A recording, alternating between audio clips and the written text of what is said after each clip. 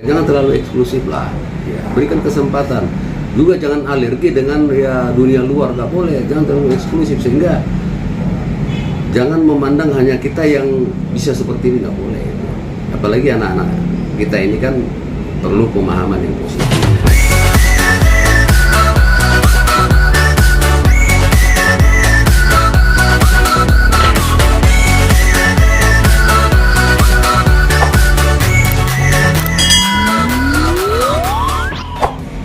Kalau perilaku bullying itu atau perundungan itu sebenarnya dari dulu sudah ada, ya. Dari zaman saya SD, SMP, SMA itu udah ada sebenarnya itu. Jadi bullying itu adalah perilaku agresif, ya, yang cenderung menyakiti. Nah, perundungan-perundungan seperti itu biasanya lahir dari latar belakang kehidupan sosial. Misalnya dia keluarganya broken home, kurang kasih sayang, atau kehidupan orang tua seperti apa, atau lingkungan. Jadi itu dipengaruhi oleh keadaan, baik di rumah, lingkungan bermain, sehingga sampai ke sekolah. Kalau sekarang ini memang lagi viral lah, karena kebetulan aja salah satu public figure, anaknya public figure, sehingga itu viral. Belum lama juga, tempoh hari juga, tahun berapa ada itu juga yang melibatkan sekolah terkenal. Nah, sekarang yang paling utama sebenarnya harus dicari dulu latar belakang. Kenapa sih terjadi seperti ini, perundungan seperti ini sampai di sekolah? Sekolahan itu kan sekolah eksklusif. Mahal itu bayarannya, bahkan miliaran barangkali. Nah, tentunya kalau kita berpikir tentang perilaku anak, biasanya kalau sekolah eksklusif itu cenderung disiplinnya tinggi. Hal-hal bullying atau perundungan seperti ini umumnya harusnya lebih tereliminir, karena ada pengawasan ketat di situ. Di situ juga kan ada guru pengawas, guru BP, ya kan. Terus juga dari pemerintah daerah atau pemerintah pusat juga turun kepada anak sekolah itu. Nah, sekarang viral ini sebenarnya adalah karena pengaruh daripada teknologi. Namun hal-hal demikian saya kira banyak terjadi di sekolah manapun terjadi itu.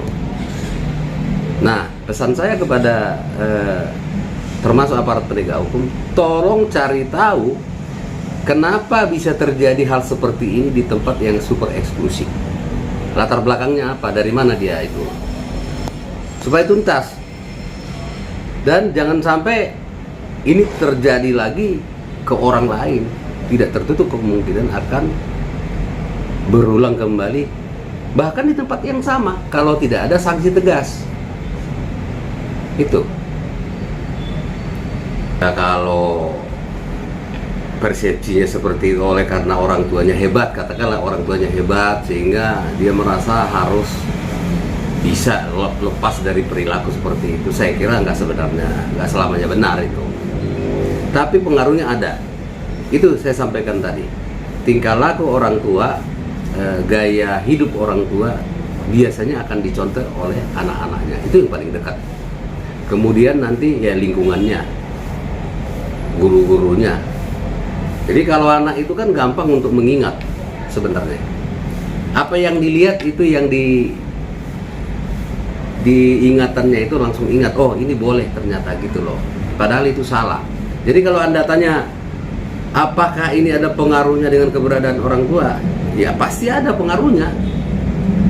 Apalagi tidak dibekali dengan attitude yang bagus di rumah. Misalkan di rumah sering berkelahi atau berantem, ibu, bapak, adik-adik, kakak suka tidak akur, itu kan pengaruh juga.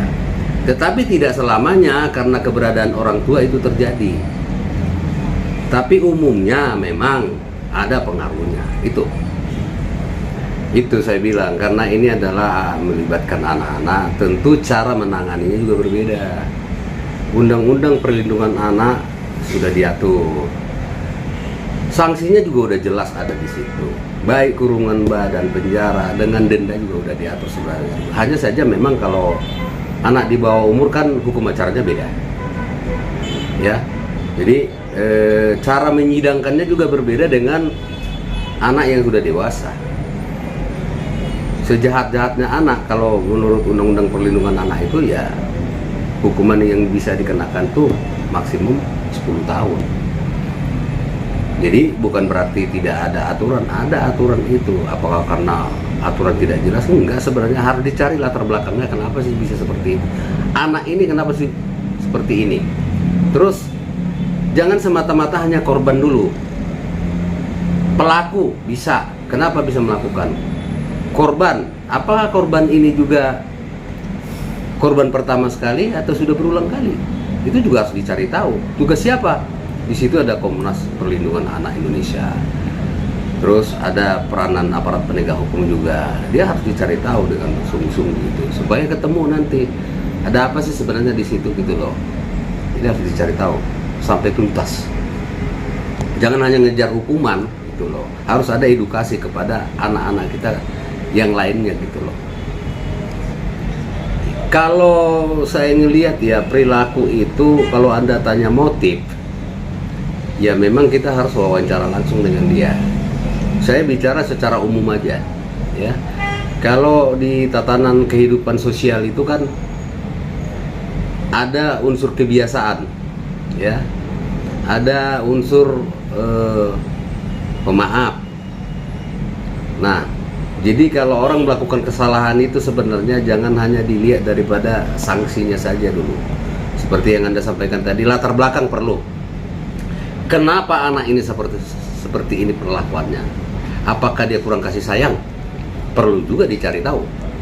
Terus punishment apa, edukasi apa yang diberikan?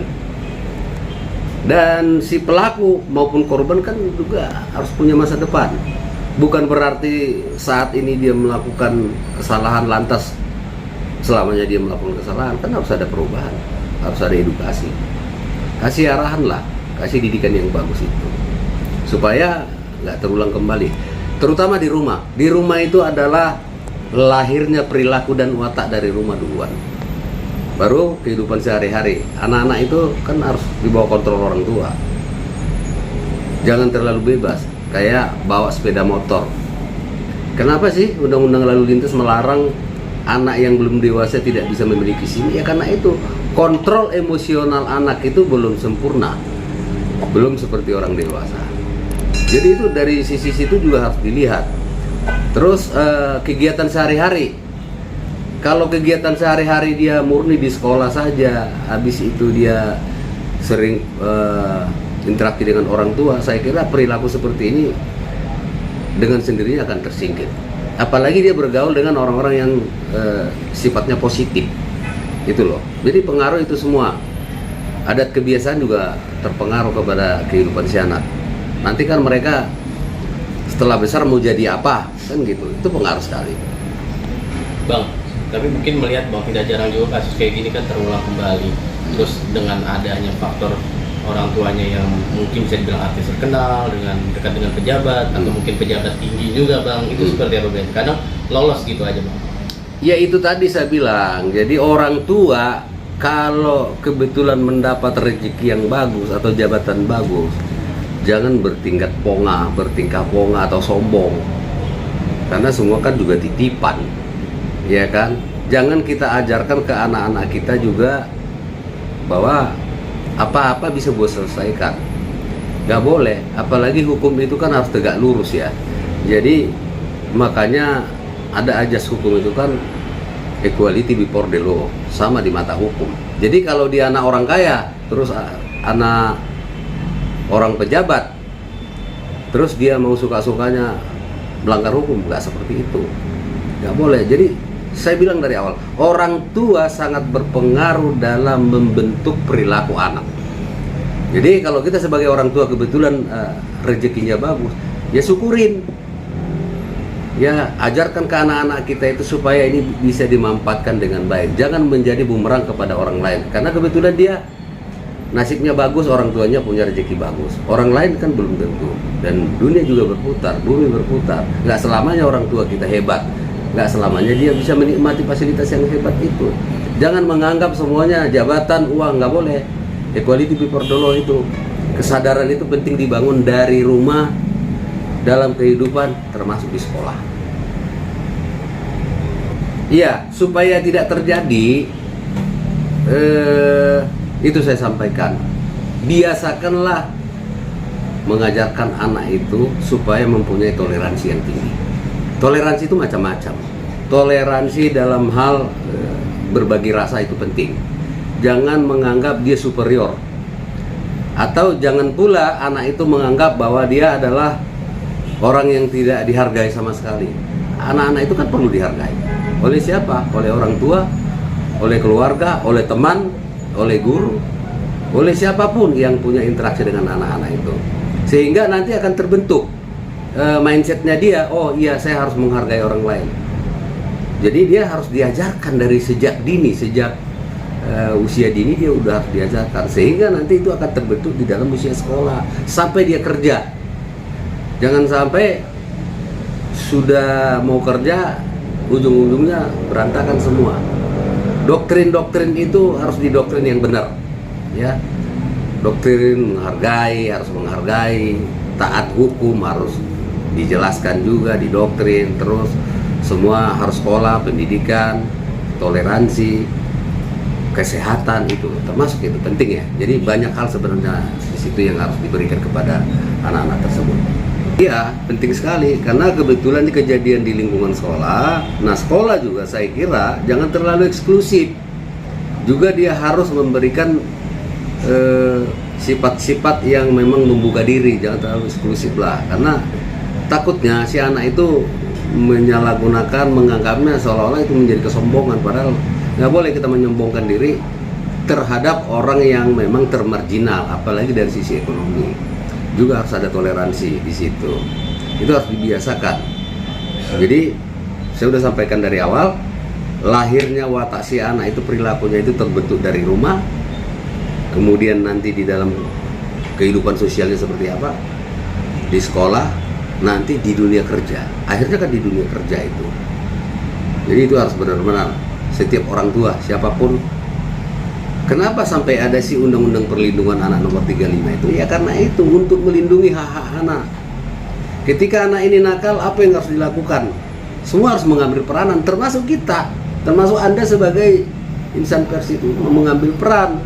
Kalau kita hanya memberitakan soal sisi negatifnya aja, tentu dia akan menyerap itu dengan gampang. Jadi hampir semua elemen itu terlibat di situ. Bisa termasuk. Jadi terjadi bullying itu yang pertama tadi saya sampaikan, bisa jadi karena dia juga pernah korban bullying, perundungan, sehingga dia dendam, bisa juga. Nah, di sini psikolog juga perlu dilibatkan kalau terjadi seperti itu. Kemudian dia tidak dihargain atau dia dimarginalkan.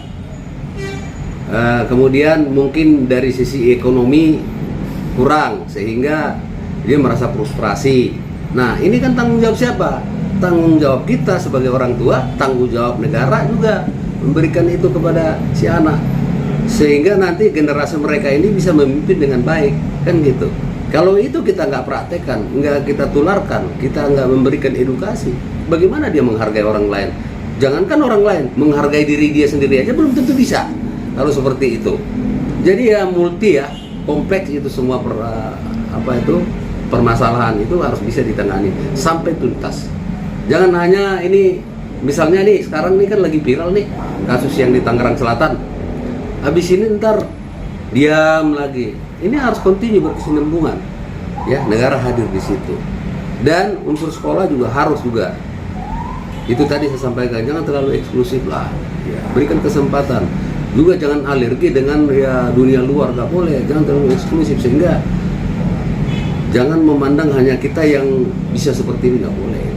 Apalagi anak-anak kita ini kan perlu pemahaman yang positif. Jangan sampai dia menyerap yang hal-hal yang negatif sehingga hasilnya nanti positif. Itu saja mungkin saya kira.